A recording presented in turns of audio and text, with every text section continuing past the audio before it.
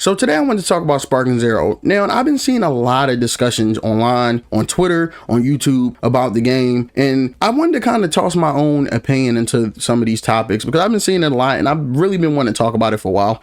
And yeah, so that's what I'm going to do today. This video is not going to be no script, so if it sounds scatterbrained, I am so sorry, but I just wanted to speak from the heart to the people about, you know, just these topics. Now, I'm going to break it into like tiny parts. This video ain't going to be that long, so just, you know, I just want to break it into parts and kind of, you know, give my thoughts. Now, before we start, I want to say online, I've been playing Dragon Ball Z games online since the PS3 days. Now, and I know PS2, I don't think PS2 had online, but I know I started playing since Raging Blast. I played Raging Blast 1, 2, Battle Z, all those games on 2N. So I have experience with Dragon Ball Z games online, and yeah, I'm a vet. I ain't gonna lie. I am a vet to this Dragon Ball Z stuff, and yeah, so that's just giving you guys some, you know, pointers. I've been playing Dragon Ball Z games since the early 2002, so that's just, you know, putting my credentials out there, so, you know, you guys will be like, oh, you didn't play. No, I played all of them, okay? I was a diehard fan since a kid, and I still play the game, so yeah, that just to toss that out there. But recently, I've been seeing talks online, and there is a few discussions going on. Now, one of the discussions I want to talk about just right now is the toxic community. Now, people are saying that the community is ruining the game. People are saying that, you know, people are too toxic. People are treating this like it's a real fighting game. And to those, I have they're right, and they're right in a sense, but at the same time, this is how it always been. Now, if you guys go years back on my channel, I played Xenoverse 2. That was the most toxic community I ever experienced in my entire life. People would lose 30 times, right? And they will win once, and they will kick you, and they will call you the N-word. Trust me, it happened to me plenty of times. There's plenty of videos I have where I got called the N-word after beating people, and they would kick me, or they would spam me, or they would try to shut my internet off. And I'm not saying none of that is good. None of that is good. Do not do none of that. But that's just how the scene was. That is not good, but that's how the scene was. I don't think people understand how serious people take these Dragon Ball Z games. Xenoverse 2 was just a fluvial of people that just like, it was insane. It was insane on how people took it so serious. And I was in a scene with the competitive people. I'm not going to name no names, but those people were like the top ranking people in the scene. If you were in the scene back in the day, you know who they were. And they took it so serious. I mean, so serious.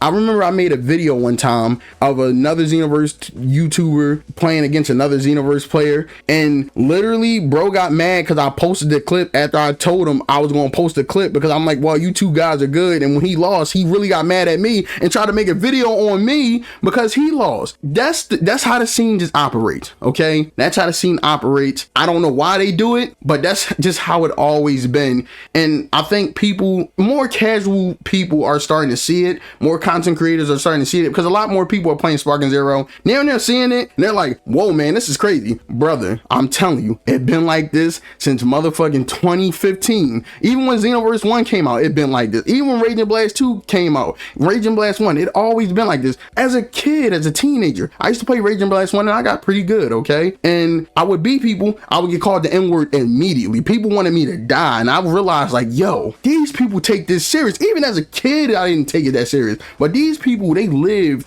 breathed, ate, and sleep this. And I think that's one of the things that is so alarming to people, that people are so shocked of. Go ahead, look back at any Xenoverse 2 clips, or anybody that was in the Xenoverse scene. They would tell you it was the most toxic scene, the fakest scene. It was insane. The community was just horrible. And I think they're starting to bleed into Sparking Zero, and we're seeing more and more people just spew hate. If you're not that good, spew hate. If you're not, if you use a character that you just want to use, they spew hate. If they lose, they spew hate.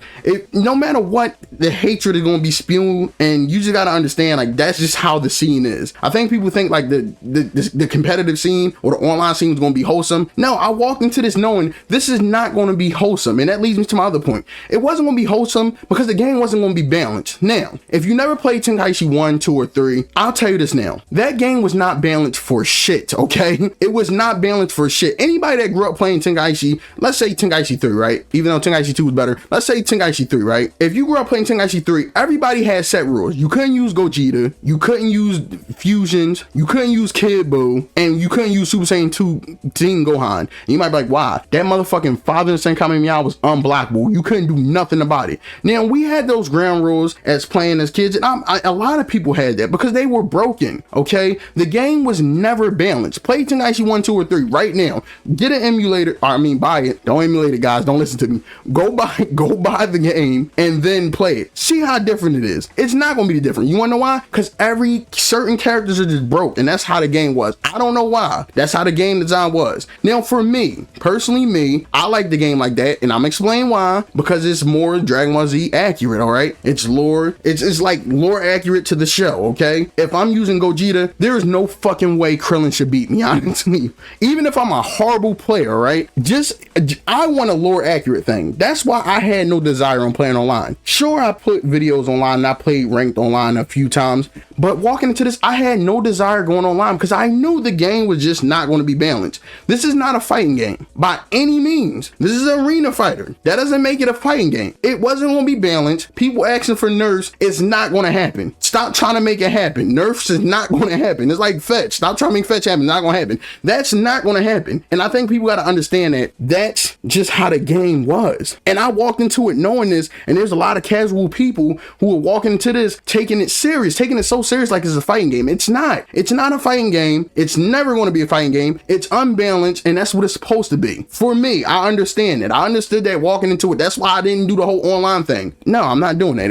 It's a headache. It's not worth it. You're only going to play only five characters, Ultra Instinct, this, that, and third. And I understand that. And that's one of the things that stayed me away from online, walking into it. Now, I know people's counter argument is going to be, well, if it's online, I should be able to play who I want to play, this, that, and third. Dude, go to DP battle. That's what that's for. You can't really use people. And then again, people are like, well, it's gank on there. And it's going to be gank everywhere, honestly. And that's just how I feel. And another thing too that I feel like people are doing is they're taking this shit so serious. Like they're taking it so serious like this is a real competitive game. People are sitting there grinding, calling people trash for playing a Dragon Ball Z game. Dude, it's Dragon Ball Z. It's not competitive, all right? It don't take no skill to use fucking Gogeta. I'm gonna be honest with you. Super Saiyan 4 Gogeta, it doesn't take no skill. And before someone in the comments say, well, let me use Yajirobe and somebody, dude, I don't give a fuck what you're talking about. It takes no skill to use Super Saiyan 4 Gogeta, okay? It takes no skill to use any of these characters.